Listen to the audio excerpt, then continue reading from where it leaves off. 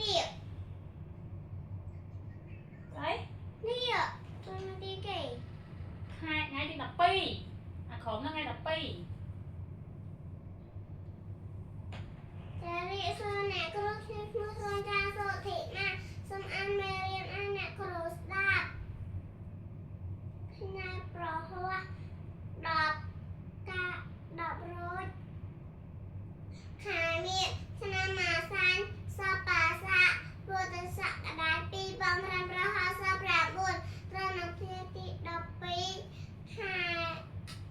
កុម្ភៈ